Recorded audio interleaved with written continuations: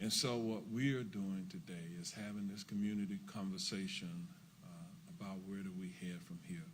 One of the things that you're going to see in the past when we were dealing with these issues, we impaneled a citizen safety task force that met for several months and made recommendations about what we can do in our community to be proactive to prevent violent crime from occurring by investing early in the lives of youth. The Board of County Commission allocated dollars to that effort. In fact, I'm joined here today by two of my colleagues from the Board of County Commission who share the geographical area here called Pine Hills, and Commissioner Christine Moore, Commissioner Michael Scott have joined me. I'm standing here as the county mayor to reassure you that we are committed to utilizing our funding, your tax dollars, in an appropriate way to address these issues going forward long term. The Citizen Safety Task Force that was impaneled in the recent past is going to be reconstituted for us to take a look at all of those recommendations that were made and see if we need to make modifications, amendments to those recommendations.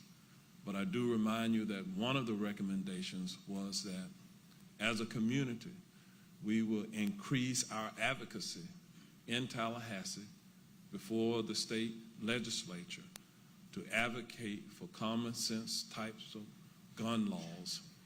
We will renew our efforts in that regard. As we move forward today, I'm going to turn it over now to Bishop McCray to kind of lead off in the remainder of the conversation and the dialogue today. At the end of this meeting today, we hope that we have forged greater unity, and I want you to understand that we find ourselves that now there are new families who have a new normal because they have been directly impacted by a loved one who has either been killed or shot, seriously injured as a result of this incident. So here's an opportunity for us to take that passion, that concern for those families, and turn it into positive action to bring about change. We cannot do that if we do not stand together as a community as we move forward. So with that, I'm going to ask Bishop Derek McCray to come forward and to kind of lead the remainder of this conversation. Thank you.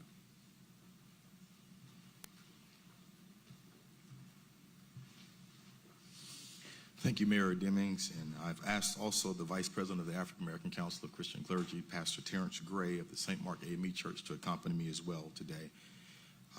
As clergy in the faith community, we understand that there is a shared responsibility for public safety within our community. And as clergy, we stand not just in faith, but also in action with our law enforcement officers, with our elected officials, and all of our county partners to restore safety in our beloved community. We know that it takes more than policing to prevent violence, and just as we have come together before, we commit to doing our part to ensure that we stand in the gaps as a voice for the voiceless. We're committed to this divine call and calls, and will continue to advance violence prevention strategies that center people and save lives.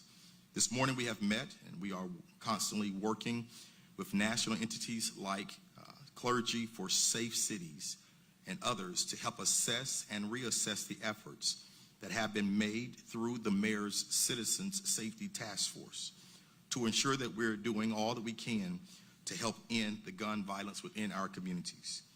We do, however, want to ask that our state legislators there in Tallahassee, we ask them not to pass the gun laws as they stand now that would make our communities less safe. I look forward to the day when we in our communities are no longer devastated by these lingering effects that take place from these gun shootings that are happening within our communities. We stand in prayer with all families in all communities around this issue, and we will continue to do our part to seek safety for all in our communities. There will be a follow-up meeting that will also take place for the Pine Hills residents and those who wish to be a part to really help us put action items into place. That would take place at 5:30 next Thursday here at the Experience Christian Center. There will also be a prayer visual that will be coming out very shortly. We ask that you would stay tuned as we work to collaborate with all of our pastors across the community, because we know that prayer is necessary and needed, but we know that it's also not the extent of the involvement that we'd have to have. God bless you all. At this time, we will have comments coming from Sheriff John Mina.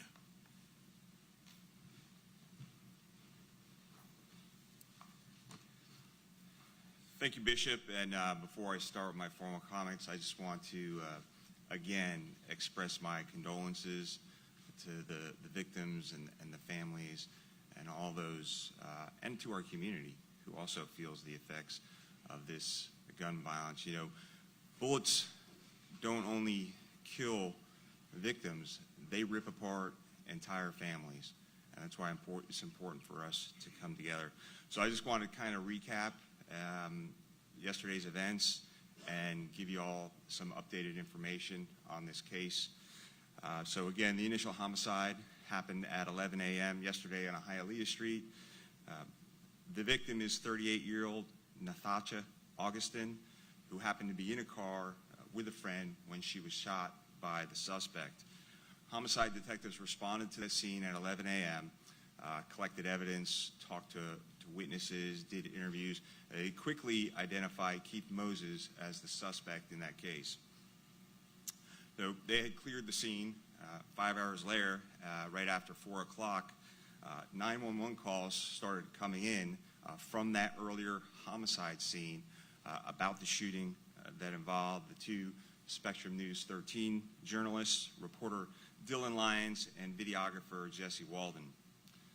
They were both transported to the hospital, and as you know, Dylan Lyons succumbed to his injuries.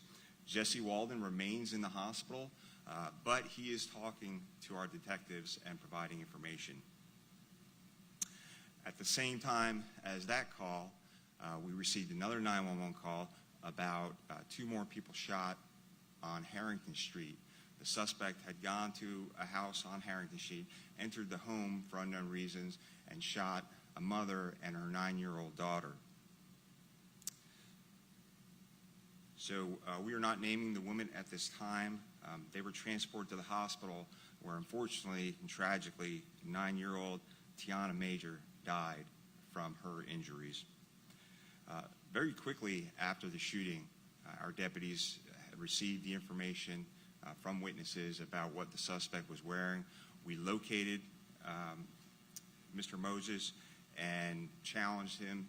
He was uncooperative, but the deputies were able to secure him at the scene. We recovered a Glock 40, a semi-automatic handgun from inside of his pants. That gun was still hot to the touch, meaning it had just been fired, and there were no more rounds left in the weapon.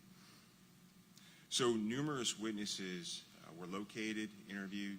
Several of them positively identified Keith Moses as the shooter in those cases. We also have video evidence of him at the scene at the time of the shootings. So Moses was taken to the hospital claiming that he was injured and could not breathe. Once at the hospital, he did fight with hospital staff, and our deputies had to restrain him once again. We transported him to the Orange County Sheriff's Office to try and conduct an interview.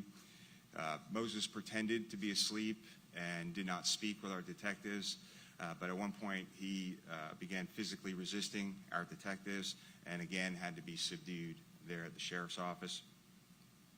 So he is currently in Orange County Jail. He's charged with first-degree murder of Miss Augustine.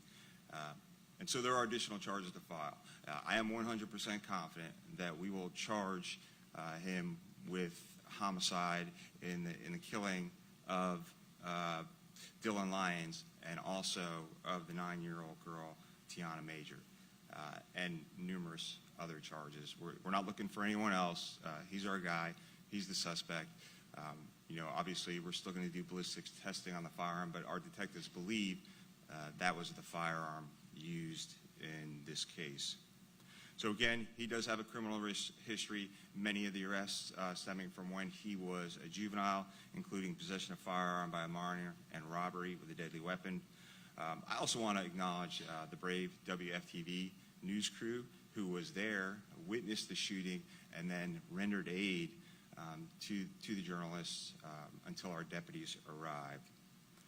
And again, I just want to offer my condolences to the victims, the families, our media partners who we work so closely with.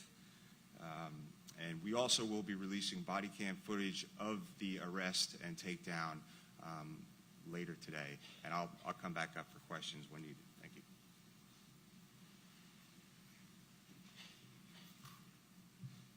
Thank you. Thank you, Sheriff. At this time, we will have State Attorney Monique Worrell. She'll come at this time.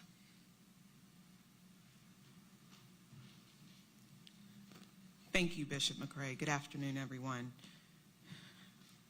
I stand with the community in deep sorrow in this unimaginable tragedy. Another senseless act of gun violence that has plagued our community. Gun violence is a national problem. It is not unique to the Central Florida area, but unfortunately, we have seen our share of gun violence here in this community.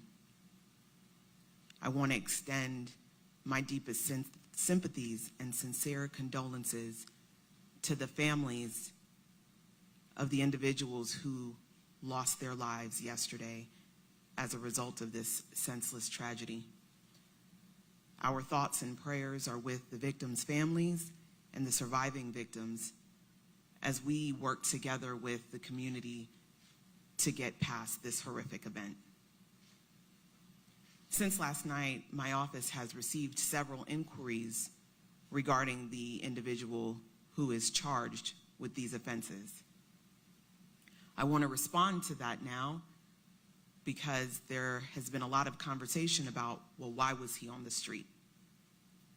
So I'll start by saying that this individual's only adult offense was a possession of marijuana, 4.6 grams of marijuana, that my office did not charge because when you have a quantity that low, the Florida Department of Law Enforcement does not test the substance, and that means the state attorney's office cannot prove the case. So there was one adult case of 4.6 grams of marijuana that my office determined was not suitable for prosecution based on our inability to prove the nature of the substance.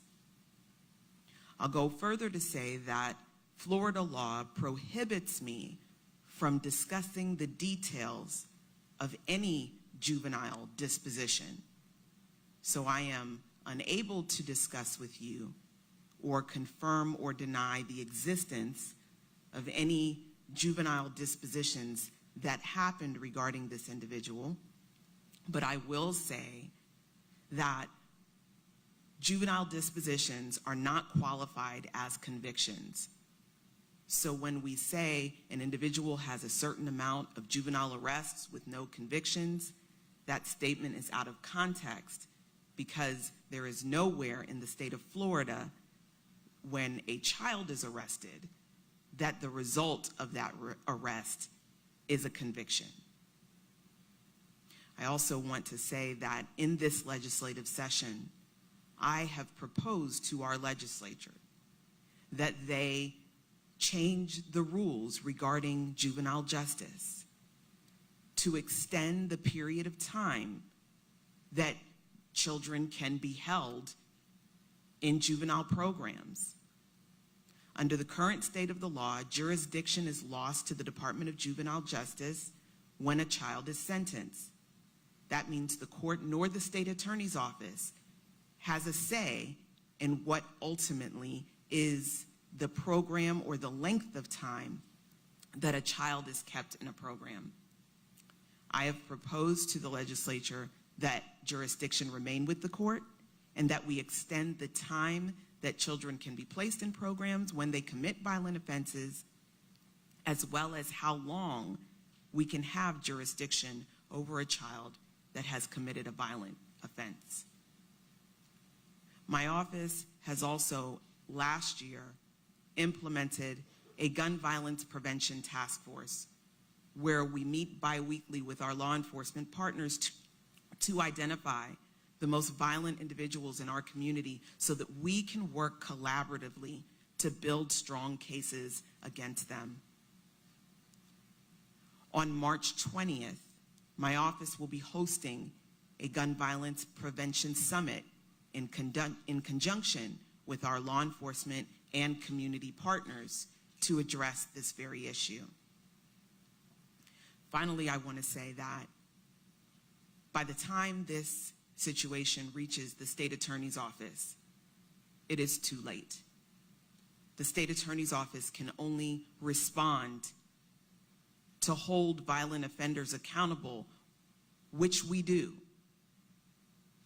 But as a community, we must stand and work together to prevent these horrific occurrences from taking place in advance.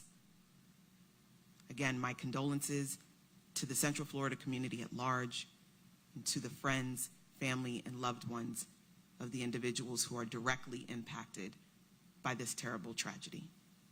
Thank you, Bishop.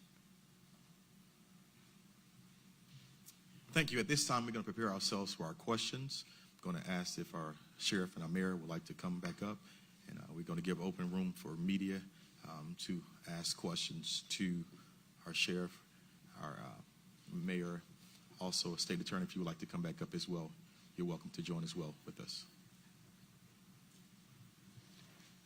Dave McDaniel, West TV. Sheriff, if I could ask you a question really quickly. We're hearing from a lot of folks who live in the Pine Hills community, and unfortunately a lot of what we see, over the years, over the decades, have occurred in this community. Are they safe, and what is their role in making sure their community is safe? So Orange County is a safe community. We have a very small percentage of people who are committing violence in our community. This happened to be a random act of violence that we're still trying to figure out why this happened and why these folks were targeted. So what I say to all our community members is there cannot be a law enforcement officer on every single street, on every single corner. That's where we heavily rely on our community to notify us anytime they see suspicious activity. And the Pine Hills community does a great job of that. Many of the cases that we arrest for came directly from citizens of that community who are fed up with the very small percentage of people who are terrorizing that community and committing crimes in that community. Sheriff, Matt Trezza, Fox 35 News. What can you tell us at this point about the gun? How did Moses get it? All right, so we're still trying to track down how he obtained the firearm. So we don't know at this point where he got that firearm from. Question here. Hi, I'm Abigail Geiger with the New York Times. We're wondering about the connection between the suspect and the victims. Do you have any more information? So in the first homicide, the suspect was picked up by his cousin who was driving the vehicle, and the victim in that vehicle was related friends, acquaintances with the cousin. So we're not sure if there was a direct relation to that victim by the suspect, but he knew the cousin who was driving the vehicle and ultimately gave us information on that homicide. Good morning, Emilio Ramos with Telemundo. It's kind of a two-part question. This was only like a 40-minute meeting after what happened yesterday, sadly. And so first, are the faith leaders satisfied with the conversation? And what specifically did on the mayor's side of the meeting, what did they put on the table that is going to be action taken right away? Because yes, that task force was created back in 2020. Was it successful? What's going to be changed specifically, the points that are going to be addressed? From the standpoint of the faith leaders, I would say that we are satisfied that we are starting a conversation again. And today is our first step. It's definitely not our last step. Just to follow up regarding the Citizen Safety Task Force, we reported out several times over the couple of years since it was constituted. The most recent report was provided to the Board of County Commission in December of 2022, so just a couple of months ago.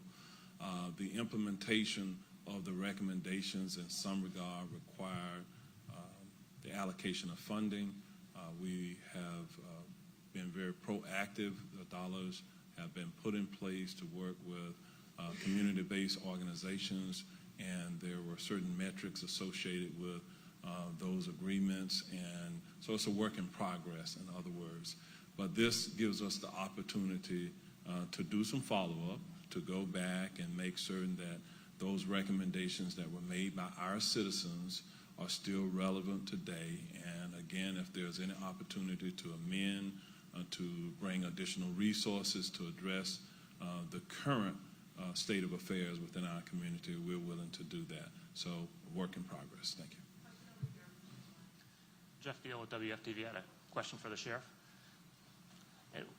We were hearing that perhaps this gentleman, the suspect in the case, was involved in gangs. Can you clarify what, if any, knowledge you have about his gang activity? And then we also know that gangs have been a problem in recent years that the mayor kind of mentioned earlier. Can you tell us what you guys are doing to get a handle on the gang problem and what else you think needs to be done? He is a known gang member. This was not gang related. I will tell you that our gang unit, our tactical units, our community-oriented policing units work very, very hard to combat some of the gang violence that we have in our community. We have taken literally thousands of guns off the streets of Orange County. We've made hundreds and hundreds and hundreds of arrests of gang members with guns committing crimes in our community. Yeah, this is Melissa Thomas with Florida National News. My question is in regards to the Citizens Review. I know you're saying it's a work in progress. Are there some common pain points that you've noticed from 2020 leading up to the conversation that you guys have had today? What was the second part of the question? I'm sorry. Have you noticed some common pain points between the information you gathered from 2020 and what you've heard during the conversation today? One of the key areas that was discussed was having authentic, credible messengers involved in the process of intervening early and providing mentorship to youth. That program is in place. We have trained some community advocates and community-based organizations in that methodology. And so, again, they are collecting data that will ultimately be made available. In terms of crime, ultimately the goal of the Citizen Safety Task Force was to get us to the point where we would see a reduction in violent crime and overall crime within our community. And I would leave it up to the sheriff to talk about 2022, 2021 in terms of any crime data and how that relates in terms of violent crime. I'll leave it up to them to address those issues.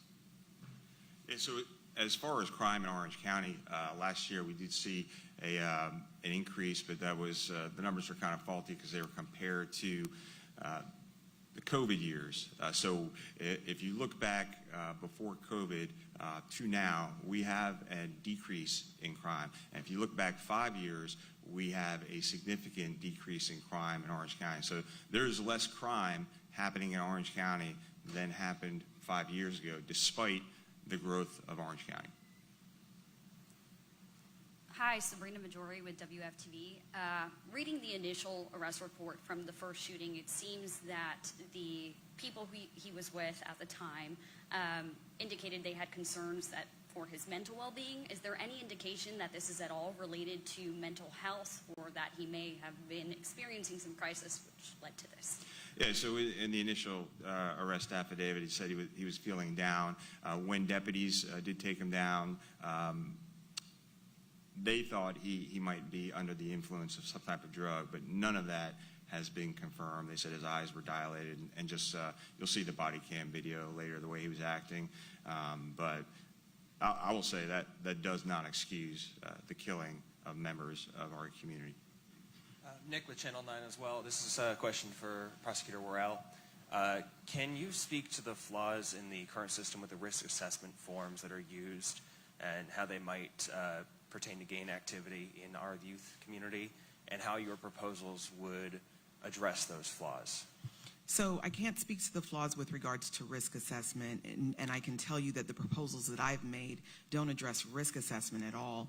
The proposals that I've made address what is a problem that predates me, but has long since been identified as a problem with our juvenile justice system, is that our system was not designed to deal with children being the perpetrators of violent crime.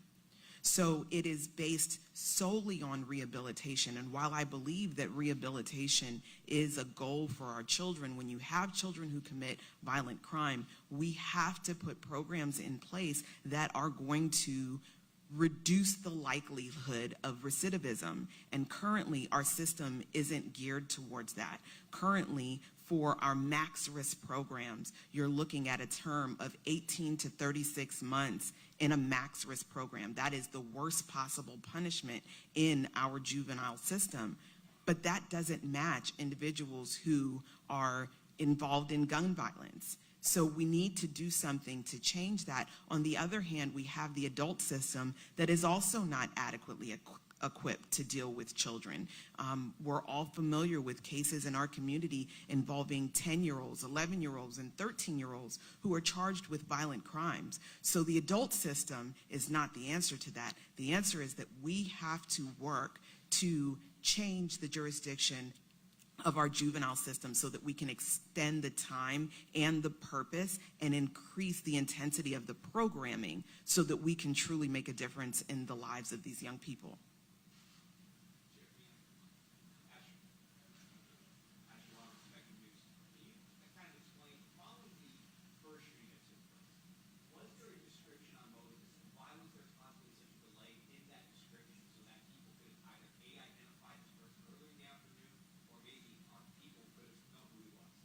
So first, condolences for your colleague. So again, the initial homicide was at 11 o'clock. It takes time to interview witnesses, collect evidence, look for video. So detectives were well on their way to identifying him, and it was literally 5 hours later he committed those next shootings. So certainly, if we had probable cause at that time, we would have been looking for him at that time. So, and again, this is just 5 hours later. Lauren Cervantes, Channel 6, Sheriff Mina. How do residents in the area, the community, know a scene is secure after a shooting has happened there? Is there some type of messaging to alert them, that investigators are still working to find someone to stay in your home? How do they know? So anytime we have criminal activity or a crime scene in a neighborhood, you'll see law enforcement there. And of course, especially in a case like this where everything was really contained into a car for our homicide detectives, that does make it easier because we're able to tow the car to a secure facility. The vehicle is processed at a secure facility. Of course, we check the scene, we check video. So we're out there for a little while. This happened at 11 o'clock in the afternoon, so it's not like we had to wake people up at 3 o'clock in the morning, homicide detectives, crime scene folks. So everyone was there very quickly. They were able to gather what they need, collect evidence, talk to witnesses, and review video within those 5 hours. So I would say to our residents that if they ever have any question about whether a scene is clear or not, they should definitely contact the sheriff's office, and certainly we will respond like we always do. But in this case, that scene was cleared, and there was no more crime scene, and we finished what we had to do at that scene, and in an attempt to further identify that suspect, make sure we had the proper charges against him, and then arrest him. Jeff with WFTV again. Sabrina touched on this a little bit earlier about his particular mental health, and we may not know what was going on with him, but it seems like in a lot of these shootings, a lot of the violence, we do hear about mental health being a problem. How big of a problem is that as far as you guys are seeing, and what are some solutions you think could be done better to deal with that? Well, mental health is a huge issue, not only here, but across the nation. That's one of the reasons we developed our behavioral response unit. So in cases where we know people are in crisis, our deputies respond with a trained clinician to those cases, and we respond to close to 4,000 calls for service, and not one arrest has been made. So the goal of those units is to get the help, get people the help they need. But there's all kinds of people in our country, in our communities, who have mental health issues. I have family members who have mental health issues, but that doesn't mean you go out and you start randomly shooting people. I think we need to separate that a little bit. Hello, my name is Luana Gelser. I am with 32805 Orlando News. But today I want to commend you for having this meeting. Unfortunately, I got to share some statistical information. 10% of our people are in church, 90% is not. So the time of this meeting, despite your efforts to say what is going on in the community, we are leaving out 90% of our individuals. So the concerns that I've received and the questions is grief counseling for the schools, especially the school that the young lady attended. Has that been done? Is there any help we can provide the families, especially of the young lady, her mother, as far as planning? Is there any monetary help or anything we can do? We're all concerned about mental health concerns and uniting our community. But the question is, we need to have everybody at the table and not a select individuals at the table. And so we're concerned about mental health. Will that be something you take up? The next meeting is 5:30 next Thursday. Is there a possibility, Bishop, to have something sooner? Because when you say unity and you push it back so far, the community is very concerned. And remember, I'm not speaking for you. My mom was an ordained minister. I'm speaking for the 90% of the people who are not here that do not patronize, unfortunately, the faith beliefs. So is there anybody that can give that information to the community about the grief counseling, another meeting, and including everybody and not waiting to 5:30 next Thursday? And we're very concerned about will we input any mental health counseling in this, because some of us have provided information that can help us with this. So reaching out across the aisle, the olive branch is there, but the community is very concerned that their voices are not being heard and they're not at the table. Thank you. So before the bishop starts, I'll kind of answer some of those questions. So we've been in contact with Orange County Public Schools. Orange County Public Schools will be providing grief counseling to the school where the young girl attended. As far as services for victims' families, we do that in all our homicide cases. We provide victim advocates, and of course we have great services here in Central Florida through the Victim Service Center as well. And there's also, you mentioned monetary, there's also monetary relief that could come from the Attorney General's office from the state of Florida. And yes, also to address your question about the upcoming meetings, we're planning for a quicker prayer visual to take place. However, that meeting that's going to happen is going to be the Pine Hills Association. They're coming together, and we're going to collaborate with them on that for that effort to go forward. We are definitely open, and that's kind of what we're starting today. Again, as I said in my comments, this is the opening, the beginning of it. It's not the conclusion of it. We really pulled things together kind of late last night. And so today is a result of what you've seen from just that quick effort. But all hearts and minds are needed, and we welcome any kind of conversations as well. This is to follow up on the mental health piece. You may recall that perhaps a year and a half or so ago, we impaneled a critical review of the delivery of services for mental health within our community, and we identified a $49 million gap at that time. What we have done at Orange County within the current fiscal year that started October 1, we allocated an additional $10 million to address the the mental health issues within our community. In addition to that, we are providing funding to the Sheriff's Office for the behavioral response unit, the crisis response unit that the Sheriff just talked about. We will look for other opportunities to engage with those who provide mental health services within our community to make certain that we're addressing the appropriate demographics. And by the way, our community was a recipient of HUD funding for mental health services for youth within our community, and all of that is at play. As we reconvene the Citizen Safety Task Force, it gives us the opportunity to once again take a look at how we're allocating those dollars to make sure that it is being spent in the most beneficial way to our community. I think I'm still concerned about who's on the task force, and we're very concerned about how the selection process take place. Once again, there's certain people, we might not always agree, but we bring a lot to the table. Could you please revisit that? The community is very concerned who's at that table, because if they feel that they're being denied, we're already talking about unity, but we're not at the table. So it doesn't have to be me, it can be others, but unity means bringing us all to the table and beginning. what I can promise you is that it will be representative of the broad community that we serve, and so you'll hear more about that in the very near future.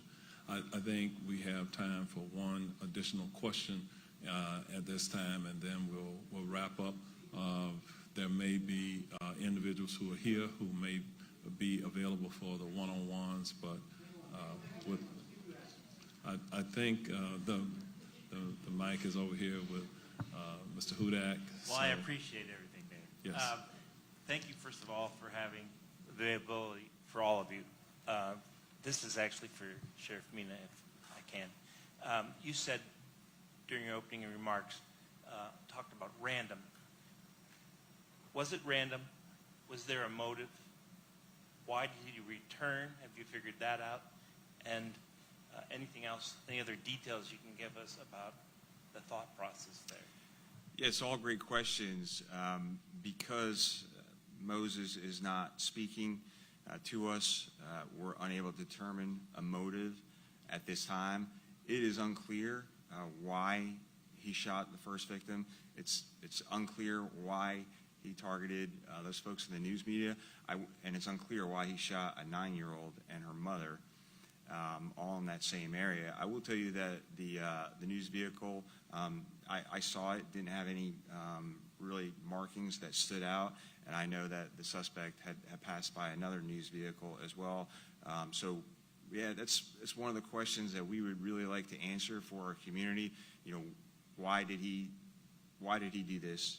Why did he shoot those people? You know, I mentioned that his firearm was empty, and you know, thankfully it was, because I'm not sure if he would have kept shooting people in that community. And very, very thankful for the witnesses who came forward real quickly, provided information to us, because we quickly apprehended him, so he couldn't harm anyone else again. But you know, as soon as we find out, if we find out, you know, what the motive was, like I said, he's not talking to us, we will definitely let the community know. And like I said, we're going to release body cam footage of the apprehension later today. Good afternoon. This is Laura Molina with Univision Orlando.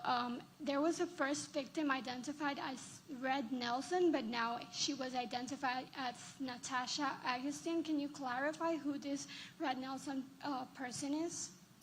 Yeah, so I didn't recognize the first name you said. So the victim who was shot in the very beginning was a 38-year-old Natasha Augustine. Thank you.